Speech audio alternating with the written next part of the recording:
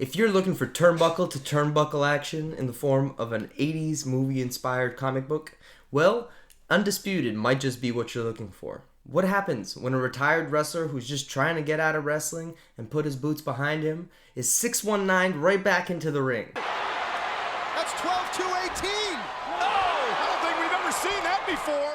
And today, I'm interviewing the writer and creator of the comic, PJ Curling. Undisputed just launched today, so head over to Kickstarter, make sure to back it, or listen to the interview and get a deep sense of how much he knows about wrestling. We go into a ton of wrestling backstory, so if you're a wrestling fan in general, this episode is for you, this interview is for you. Anyways, I hope you enjoy it. Let me know what you think in the comments. Like, subscribe, do all that stuff. Let's get to the interview. PJ, thanks for coming on. Appreciate you. Thanks for having me on, man. I appreciate it. Glad we could finally find time together. Yeah. As being an adult is all part of this channel. Being an adult geek, I have 2 kids. It is never easy to find time for interviews. So thank you for your flexibility as well. Absolutely.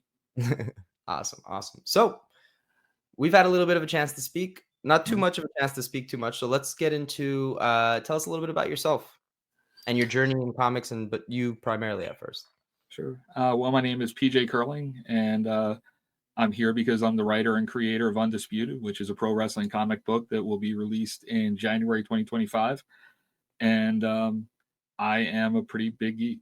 And I live in southern Massachusetts with my wife and our dog. And Nice. I've been here about 7 years. Grew up in Philadelphia, which has a great pro wrestling scene. And that kind of infiltrated into Undisputed. Perfect. That leads me into my next question. I take it you're a lifelong wrestling fan, or is this something that happened later on in life? When did you become a wrestling fan? What's kind of like the history there? Oh, I go back to the mid 80s. Okay. One of my mom's best friends, your parents always have those friends that you call aunt and uncle. Mm-hmm. My Aunt Janice was a audio production engineer.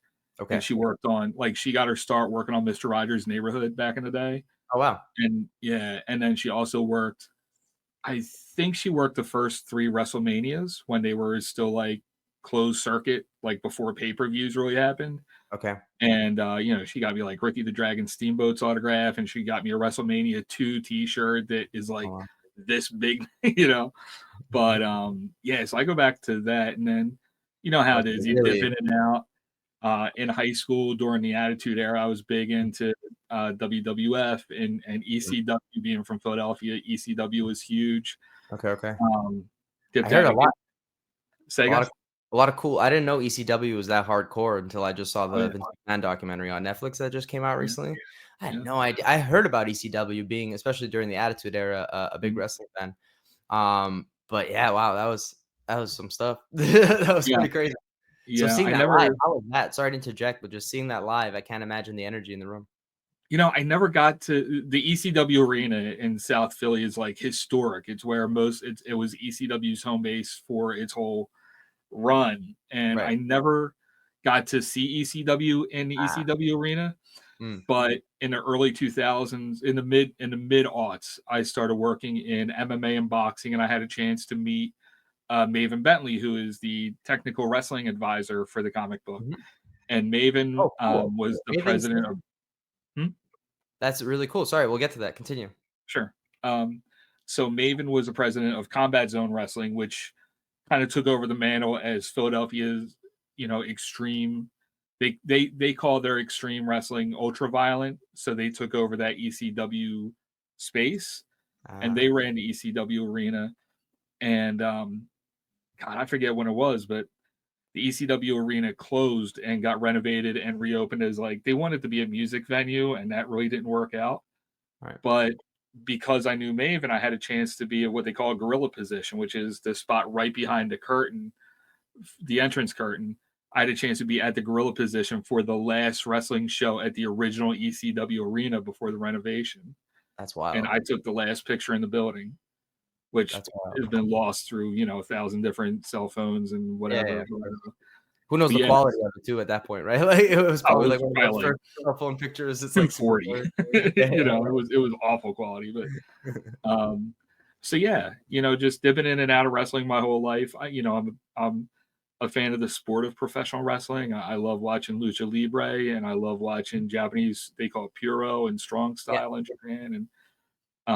And since I started writing Undisputed, I've been watching probably more wrestling now than I have in a really long time. So, but yeah, Cool. We'll get to the that short Maven. answer is yes, lifelong fan. That's awesome. That's really awesome. We'll get to the Maven connection in a second because that's really cool. I didn't know about that. Maven Bentley and not Maven Huffman. They're two different Ah, people. okay. Yeah, Okay, they're two okay, different. okay, okay. It's such a Maven distinct Bentley name. was I Maven assumed, I assumed. first. Okay, okay. Yeah, Maven Bentley was Maven first. So let's, Okay, okay. he's the original. Cool, cool. All right, awesome. And so you mentioned this slightly, right, in Japan pro wrestling scene as well. But this, considering this comic ties into lucha libre a little bit, I'd imagine, or at least the wrestlers that we see in the first fight are lucha libre wrestlers. What's your love for lucha libre? Where does that come in? Is it something that we see across the comic? Is it something that we see at the beginning? Is it more showcasing the fact that he's kind of doing the circuit? Is it right? Like what was the idea with incorporating some lucha libre stuff there? So for me, lucha libre is a completely different style of pro wrestling. It's it's a lot of high spots and it's a lot of like over the top. Puma held on now. Classic lucha libre there. Pass by Lucaria. Drago's athleticism. Puma's quickness.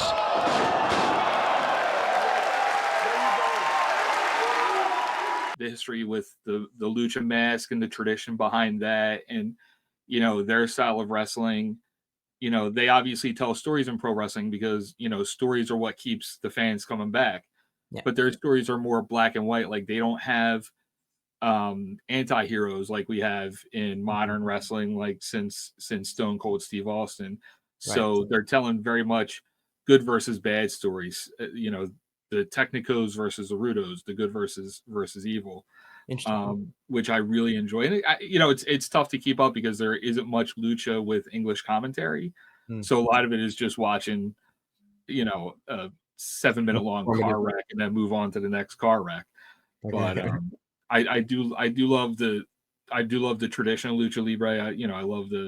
I love the tradition in Japanese wrestling. It's more, they treat it more like a sport, and it's more of a show as a sport than it is in North America, in the United States, and even in Canada.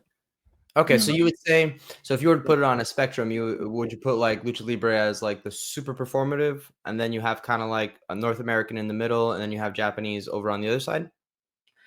Yeah, so lucha libre is probably, if you take out a lot of the soap opera elements of WWE style wrestling, sports entertainment, Right. that's kind of where lucha libre is. It's a Oh, lot of okay. high flying. It's fast paced action. There's a lot of in ring stuff. There aren't a lot of vignettes. There aren't a lot of interviews. It's match, match, match, match, match. Yeah. Um, So more and performative in the ring, not so yeah, much as a concept versus yeah, North America, which is very much performative across the board. yeah. And Gotcha. Japan is kind of the same, but on the other side of the coin, because Japan treats wrestling like a sport. Mm, They treat it like a shoot fight still. gotcha. Um, so it's more, Japanese fans are quieter. The wrestlers that come out of Japan are more, you know, they they they wrestle more like a Ken Shamrock, I guess, is probably the best point of reference for people who aren't wrestling fans. They fight, they look they fight like fighters and not like pro wrestlers for the Gotcha. most part in Japan. So it's like similar to how Lucha Libre is very much focused on the sport of pro wrestling, but it's this big flamboyant show. Japan is focused on the sport of pro wrestling more as a technical sport. Okay, so do you see a lot of like Kurt Angles out there where it's very technical wrestling, or do you still Yeah. see some high flyers and a lot of that stuff too? Because I You'll see, actually don't know. I know a little bit about Lucha yeah. Libre, but not much about the Japanese scene. I do know it's massive, but I don't know much about it. You will see some high flyers because it's always good to have that kind of contrasting style. Fair. Like, call it a ground based guy, somebody like a Kurt Angle versus a Rey Mysterio. That's a really compelling fight because it's this big hulking slow guy versus Mhm. a really small fast guy. So Okay. that can be a really good match if they know how to work together in that. So technical, not as in traditional wrestling in the Olympics, but technical as in just everything is very clean and precise and at the highest level of professionalism, I guess, right? Yeah, and technical wrestlers do pull a lot of their inspiration from like a Greco-Roman. Actually, Lucha Libre is a fork from Greco-Roman style wrestling. Oh, cool. So it draws its history back to, I'm gonna butcher the name, Uruguacha. There was like the first luchador, and when Gotcha. he developed the lucha style, he started with a base of Greco-Roman. Mm. So lucha libre does kind of take its tradition from Olympic style wrestling. Oh, that's cool. Interesting. All right, awesome. So you definitely are well in depth on all wrestling knowledge across the board. So that's awesome to see going into this as well. So kind of on that note, maybe across the board, across all three, what's your Mount Rushmore of wrestlers, if you had to say? Holy cow! You only get four. You only get four. I guess Yeah. I'll allow a tag team to take up a spot as Okay. kind of like a cheat there. Okay. Or Um, group. Tag or group. I'll go that route. well, I mean, if you're going to allow tag teams, we got to go with the Dudley Boys, right?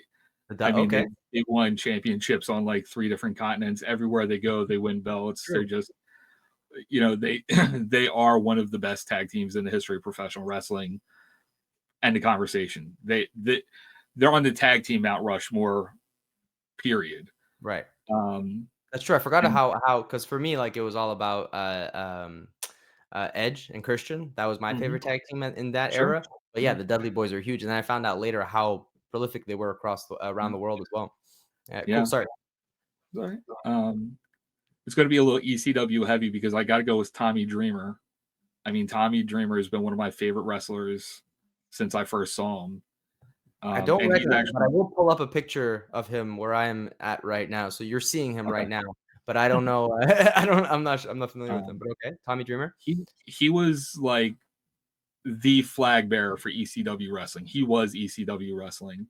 Gotcha. Really interesting story with how he started as like, his gimmick was very showy and he was like anti what ECW would become, and Okay. then he became one of the hardest of the hardcore guys. And his whole thing was he was always chasing the championship and he was always feuding with Sandman or RVD or Raven, but he could never get over the mountain. And the plan for him was to never win the ECW heavyweight championship. And the only reason he won it was because at the end of ECW, they were just, I mean, they were just hemorrhaging talent to WWF. Right. Yeah. So they just had nobody else to put the belt on at that point, and Tommy he had to win it because who else was left? Right. Because he was like the Um, legacy, the one that was left essentially. yeah. So and Tommy Dreamer is actually the inspiration for Hack, who's the main character in Undisputed, and there are a lot of visual similarities. You'll see when you pull up a picture. But Oh, okay. Cool. yeah, So so then. we got the Dudleys, we got Tommy Dreamer. Mhm. Um, I got to go Ayako Hamada, who's one of the best Joshi wrestlers ever. Okay. Joshi is what they call female wrestling in Japan. Okay. Um, she was doing stuff in the 90s and early 2000s that women today are just starting to catch up to. Mm. I mean, she was an incredible performer. Spent a lot of time in Mexico. Never wrestled much in the U.S., but Okay. every match I've ever seen of her is just bonkers. It's how talented she is. Yeah, I gotta say, like, I have been watching a little bit here and there of the more recent stuff in WWE, and the women's division is insane now. Some of the best fights come out of the women's division. I gotta say, I'm like, so mad. I'm so mad at Liv Morgan for learning how to wrestle.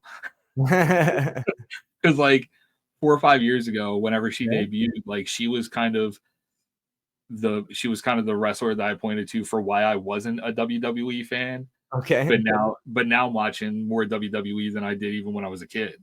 yeah, they're And really good like, right now. Yeah, damn her for learning how to wrestle.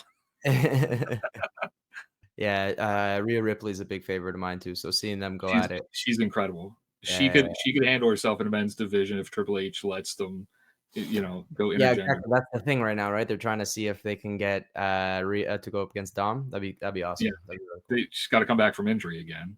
Yeah, exactly. Unfortunately, but All that'll be right, so cool. that leaves me one, right? Yeah, you got one left. Um, we'll go back a little bit farther. We'll go Dynamite Kid. Dynamite Kid was Damn, I'm gonna need uh, pictures for all of these except the Dudley Boys. um, Which is cool to see, Dynamite like, Kid. considering you're writing a wrestling comic, right? Like, that's kind of like, that's awesome. I love to Yeah. hear this stuff. So Dynamite was partnered up with Davey Boy Smith and the British Bulldogs. He was a British wrestler, but he was kind of um, Dynamite Kid and Tiger Mask for like their matches together kind of launched the whole high flyer movement that we see today. Okay. Like they were the original cruiserweights or they were the original X division type guys. They were all about high spots. They were bouncing off the ropes, jumping over the ropes, climbing a turnbuckle. They spent a lot of time in the air. And Dynamite Kid is if you hear a smaller wrestler that flips and flops and slaps his leg when he kicks and stuff, and he doesn't cite Dynamite Kid as an inspiration, he is wrestling wrong. So we gotta go Dynamite Kid, Ayaka Hamada, Tommy Dreamer, and the Dudley Boys for my Mount Rushmore. There you have it. There you have it. Awesome. Good, great, phenomenal answers. I wasn't expecting any. I was hoping maybe like, oh, maybe I'll know somebody on the list, and I at least knew the tag team, so I'm happy about I that. gotta go deep cuts, right? I mean, I wrote a Sure, wrestling comic. I gotta go deep into the well. 100%, 100%. No, it makes great content as well. So thank you so much. Mm-hmm. Also, moving on from a little bit from wrestling, and then we'll come back to it. But this isn't your first comic, right? You did an issue 0 I saw of Taking Out the Dead. Yeah. So how did that differ to this one? You seem like you're a massive, massive wrestling fan. That one is not about wrestling. It's about, I think, a zombie apocalypse. I didn't look into it too much, right? Zombie apocalypse. So do you feel more of an attachment to this one, or did that one also have a little bit, just to kind of quickly plug something else you've done as well, but just to, get a little bit of contrast too? So taking out the dead is a story that's been with me for 20 years. It's a story that I've tried to write a bunch of times, and 2 years ago, actually 2 years ago this week, my mom passed away. My And condolences. thank you. And in an effort to avoid processing her death, I started writing again, and that led to me writing a 32-page first issue of Taking Out the Dead. And I realized while I was writing it that it wasn't a zombie story; it was a story about trying to find family. Because I come from a really small family. Okay. Growing up was just me, my mom, and my grandparents. Okay. And once my mom passed away, and I'm married and I love my wife and her family is great. So like I have family, Right. but when both your parents are dead, you're an orphan, and it left me like feeling really disconnected, especially because I live like 6 hours from where I grew up. So I kind of felt unmoored. I kind of felt like an astronaut untethered to the space shuttle, right?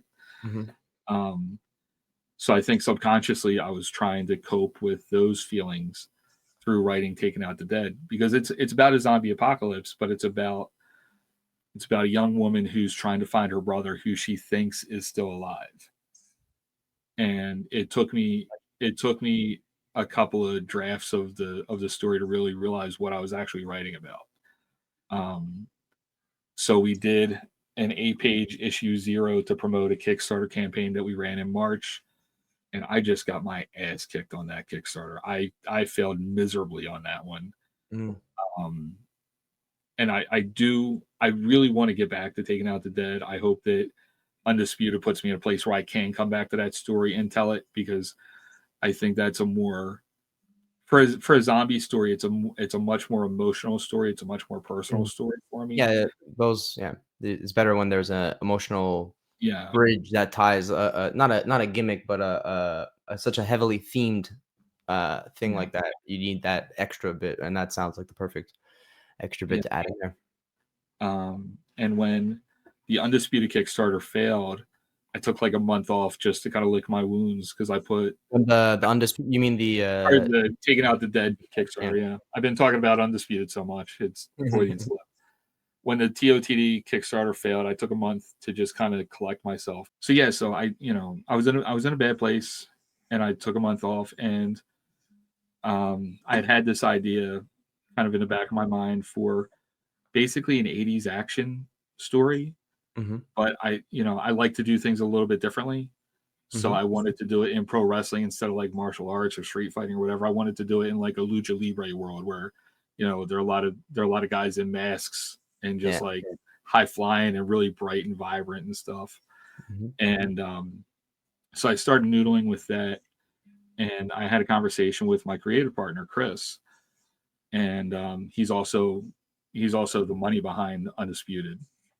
Mm. I said, hey, I think I have this 60-page story.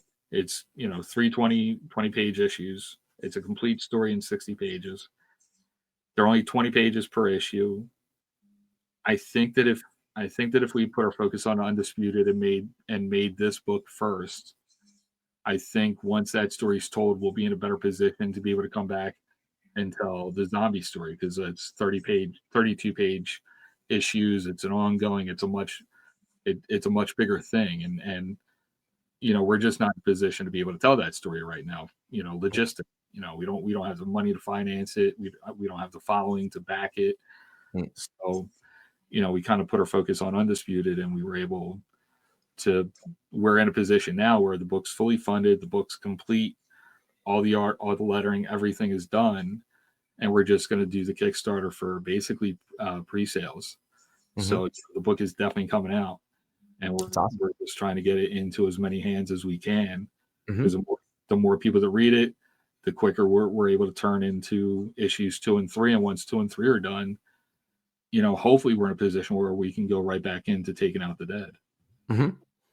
Yeah, no, from what you said, I'd love to hear that story as well and read that story as well. So, wow, okay, cool. I'd love to have it done for you. Yeah, absolutely, absolutely. And next time you have Kickstarter, please come back on. Absolutely. Or Taking Out the Dead, or even for other issues with this. I'm happy to have you on. Awesome. So I'm happy we took that detour. Now let's dive into a little bit of understanding. We kind of went into it a little bit, but what inspired the comic, questions around making it, things like that. We already got a little bit of what inspired. Obviously, your long love for wrestling and desire to create another comic that would be a little bit shorter, a little sweeter, so you can get back to another comic that you also love deeply and care about deeply. Not to say that you don't also love and care about Undisputed, but what inspired you to write comics in general is something we haven't really touched on. ADHD. There you go. All right. When I was in high school way back in the 1900s, Mm-hmm. I was really considering being a writer, and I was focusing on poetry, and I was doing a lot of I was writing stage plays and stuff like that.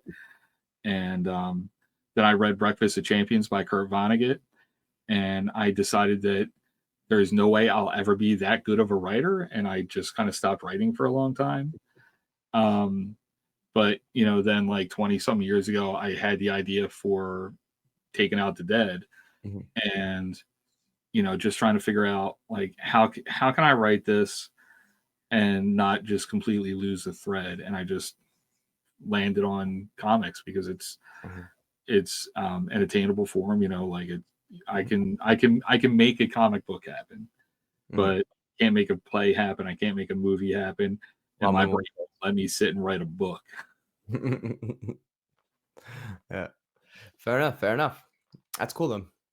All right, so let's get to the meat of Undisputed now. First question is around the main character Hack, right? Because as I mentioned, and as you mentioned, there's the 6-page preview that you can check it out in the description. At the end of that 6-page preview, we see Hack hang up his boots, right? In a beautiful 6-page. Those 6 pages are awesome, and it ends epically as well, right? You've mentioned that this is an 80s action movie, right? Mhm. But we get this very, very touching moment at the beginning. And while the beginning seems very action heavy, obviously the first couple of pages where it's actually in the match, How do you marry those two? How do you marry this very touching moment of someone hanging up their boots, getting out of the career they've been in their entire lives with an 80s action movie? So in the first 6 pages, you see Hack lose the Mexican national championship title, Mhm, mhm. but Hack is still the reigning and defending undisputed world heavyweight champion, Ah, which which is a title that puts him at the top of the mountain in pro wrestling. So gotcha. at the end of those 6 pages, he's retired, but he's also still the reigning undisputed world heavyweight champion. Ah, I see where this is And going. somebody somebody from his past may want to take that strap off him. But Ah, Hack is a person like me who respects the history and the tradition of pro wrestling. And in pro wrestling, when a wrestler leaves his boots in the ring after a match, we're done.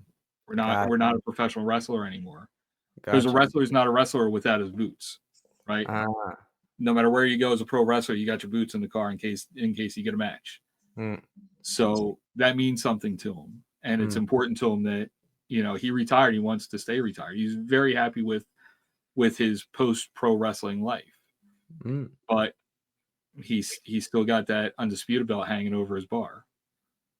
So it's In- that's where the conflict is. okay, cool, cool. I really like that. I see where that's going.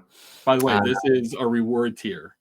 So one of if you back at the top oh, tier, you get a replica of the Federación Mundial Lucha Libre Undisputed World Heavyweight Championship, that's the awesome. 28-inch belt from our partners at No Relation Undisputed Belts.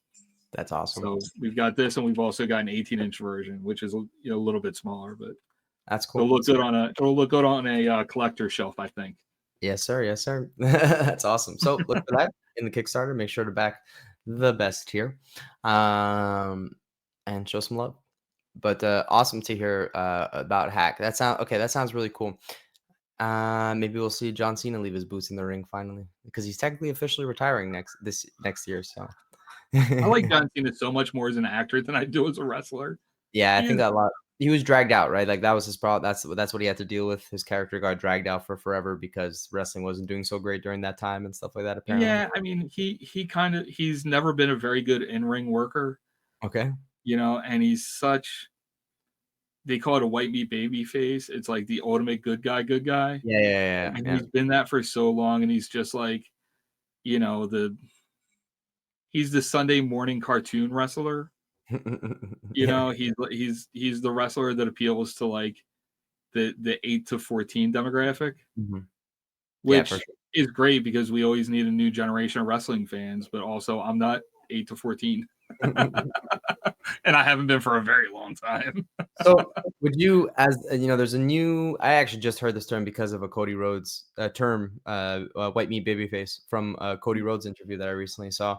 Is that how do you feel about Cody Rhodes? Just real quick, I love because Cody he's the Rhodes. newest. Okay, cool. I love Because him. I think is it he's the great. legacy? Is it what he's done? Is it what he did on the independent circuit? Is it Yes. yeah? Yeah, All all of of the the above? above. All of the awesome. I'm a huge Dusty Rhodes fan. The American Dream, baby. Dusty Rhodes, baby. I'm a huge Dusty Rhodes fan. Gold Dust was always an incredible character. Yeah, he's always Um, interesting. For sure. yeah, and Cody, I have so much respect because when Cody was on the Independents, he always showed up in a shirt and tie. Mm. He respected the business even when he was doing shows in mall parking lots. Mhm. When he was That's what he doing says. shows. He wanted to do that as a contrast to what people expect out of from a wrestler to show like, no, no, I'm buttoned up. I got all this stuff. I'm a clean cut Yeah, individual. Like I'm he's not this yeah, like he wanted to go against the traditional view of wrestlers, yeah, which and is cool. also it just showed respect to the business. Yeah. He treated Yeah. like a business. Hmm. He could have very easily shown up in Adidas slides and track pants, but he Yeah. didn't. Yeah. He treated the business like a business, and he treated everybody he encountered with respect. Yeah. So yeah, I think it was on I think the interview I saw with him was on Flagrant, if I'm not mistaken. I think he was on. I think that's where he was talking about all this stuff with the like a white meat baby face, because they're not a wrestling podcast or anything like that. It's a comedy podcast. But check that out if you're not necessarily into wrestling but wrestling adjacent and you want to kind of have someone explain a little bit of biz and get into Cody Rhodes. It's a great podcast that he was on. Cool. All right, so without giving too much more away, because that was pretty awesome, and I kind of already like where that's going, so feel free to say no. But is there anything else about Undisputed that you can give us that doesn't spoil too much? Like, for example, I don't know, you tell me, are there any other characters maybe surrounding that are going to be a part of it, or maybe something you tell me without telling me too much, because I don't want to know too much either. So I think the biggest part is that Hack is still the undisputed world heavyweight champion. And in this world, the undisputed championship is kind of like the World Cup. You can only contest for it every 4 years. And at the end of those 6 pages, it picks up 4 years after Hack won the undisputed championship. Gotcha. Okay. It's good. Okay, I'm excited. You reeled me in. You reeled me in. So hopefully we've reeled you in as well, and you'll be backing Kickstarter. You'll backing Undisputed on Kickstarter on what day again? Sorry. Launches on December 3rd. We'll run for 30 days. There you go. So don't miss it. December 3rd, running for 30 days. I will be backing it day one. PJ, thank you so much for coming on. Anything else you'd like to plug anything else you'd like to plug before we close out? Well, I'm online at teamninjashark.com. I also have a newsletter at teamninjashark.substack.com. And when this Kickstarter comes down, I'm going to sunset almost all of my social media, and I'm just going to be on Blue Sky, and I am pjcurling.bsky.social over on Blue Sky. So people can find me there. And if you follow me in any of those 3 places, I guarantee you will see when the Kickstarter campaign goes live. And if you don't know Blue Sky, by the way, Blue Sky is essentially the new Twitter where a lot of people are moving to. If you're getting off of Twitter, or if you just want to decrease the number of socials you have, a lot of people are using Blue Sky, and especially the comic book community is super, super prevalent on there. They've been on there. They were probably the first real adopters of Blue Sky, or at least I've been seeing it for a long, long time. So check it out. And find PJ there. Find a bunch of other your favorite comic artists and creators there. PJ, once again, thank you so much for coming on. And please come back another time whenever you have anything to promote. My calendar's wide open for you, Eddie. Awesome. All right. Till next time, everybody. Keep it geeky.